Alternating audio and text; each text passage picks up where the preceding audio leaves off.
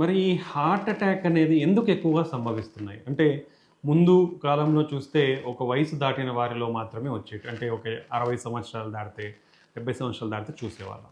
మరి ఇప్పుడు ఎందుకు 20, 30 సంవత్సరాల నుంచే వస్తున్నాయంటే, ఇది ప్రతి ఒక్కరూ తెలుసుకోవాల్సింది ఏందంటే, ఈ కొలెస్ట్రాల్ అక్యుములేషన్ అంటే కొవ్వు పేరుకుపోవడం అంటే రక్తనాళాలలో కొవ్వు పేరుకుపోవడం అంటారు. సో మీరు ఇక్కడ చూడొచ్చు. ఇక్కడ ఇది నార్మల్ రక్తనాళం. ఇక్కడ చూస్తే ఇది నార్మల్ అంటే ఏమీ ప్రాబ్లమ్ లేదు. ఇక్కడ చూస్తే కొవ్వు పేరుకుపోయిందనమాట. సో ఈ కొవ్వు పేరుకుపోవడం అనేది నిదానంగా పెరుగుతూ వస్తుంది.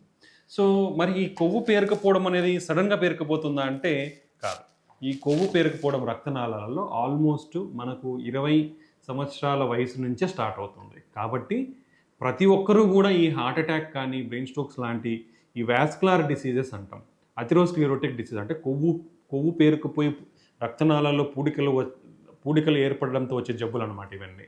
సో ఇవి 20 సంవత్సరాల నుంచే ఈ ప్రాసెస్ అనేది ఈ పద్ధతి అనేది మన గుండె రక్తనాళాల్లో కానివ్వండి మిగతా రక్తనాళాల్లో పేరుకుపోయే అవకాశం ఉంటుంది. కాబట్టి ప్రతి ఒక్కరూ కూడా దీనికి బాధ్యులయ్యే అవకాశం ఉంటుంది. కాబట్టి అందరూ గుర్తుకు పెట్టుకోవాల్సినది ఏజ్ అనేది ఇప్పుడు ఒక క్రైటీరియా కాదు. ఏ ఏజ్ వారికైనా ఈ హార్ట్ అటాక్స్ అనేవి వస్తాయి. మరి ఎందుకు ఎక్కువ అవుతున్నాయి అంటే మన జీవన విధానం అనేది మారిపోయిందనమాట. అంటే చాలా రకాల కారణాలు ఉన్నాయి. బీపీ, షుగర్, కొలెస్ట్రాల్ ఇవి ముఖ్యం.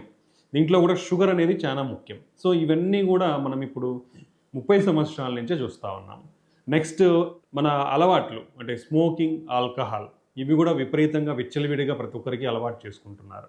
నెక్స్ట్ మనకొచ్చే జెనెటిక్స్ మన వంశపారపరంగా వచ్చేది కూడా అంటే ఎక్కడైనా ఫ్యామిలీలో 65 సంవత్సరాల లోపు మగవారికి కానీ 55 సంవత్సరాల లోపు ఆడవారికి కానీ హార్ట్ అటాక్ వచ్చి ఉంటే వాళ్ళ నెక్స్ట్ జనరేషన్ వాళ్ళు అఫెక్ట్ అయ్యే ఛాన్స్ ఎక్కువగా ఉంటుంది.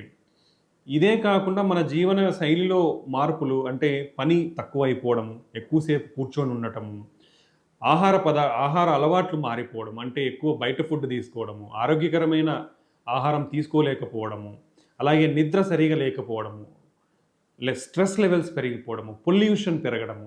సో ఇవన్నీ కూడా కారణాలు. అంటే యంగ్ ఏజ్లో రావడానికి ఇన్ని కారణాలు ఉన్నాయన్నమాట. సో కాబట్టి అందరూ కూడా చాలా జాగ్రత్త వహించి వీటిని అన్నిటికీ దూరంగా ఎంతవరకు వీలైతే చెడు కారణాలు ఉంటాయో దానికి అన్నీ అవాయిడ్ చేసుకునే విధంగా లేదంటే తగ్గించుకునే విధంగా మనము పాటిస్తే మనం ఈ హార్ట్ అటాక్ రిస్క్ అనేది 30-40 సంవత్సరాలకు రాకుండా ఏ 60-70 సంవత్సరాలకు వచ్చే అవకాశం ఉంటుంది. కానీ ఈ కొలెస్ట్రాల్ కొవ్వు పేరుకుపోవడం రక్తనాళాలలో అనేది 20 సంవత్సరాల వయసు నుంచే అందరిలోనూ స్టార్ట్ అయ్యే అవకాశం ఉంది. కాబట్టి ప్రతి ఒక్కరిలోనూ ఇది అఫెక్ట్ అయ్యే ఛాన్స్ ఉంటుంది. అది ఈ రిస్క్ ఫ్యాక్టర్స్ మనం అన్ని డిస్కస్ చేసుకున్న వారిలో తొందరగా వస్తుంది.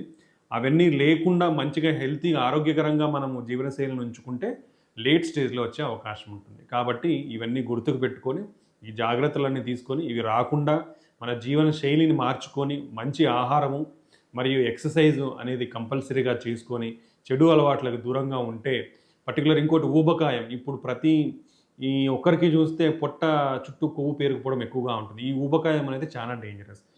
ఈ ఫ్యూచర్లో వచ్చే హార్ట్ అటాక్స్ అన్నీ కూడా ఈ ఊబకాయం మెటబాలిక్ సిండ్రోమ్ అంటాం. సో దీనివల్ల వచ్చే హార్ట్ అటాక్స్ ఎక్కువ ఉంటున్నాయి. కాబట్టి వెయిట్ అనేది కూడా చాలా ఇంపార్టెంట్. కాబట్టి అందరూ కూడా ఆరోగ్యమైన జీవనశైలిని అలవర్చుకుంటే మీరందరూ కూడా హార్ట్ అటాక్ రిస్క్ని తగ్గించుకున్న వాళ్ళు అవుతారు. థ్యాంక్ యూ అండి.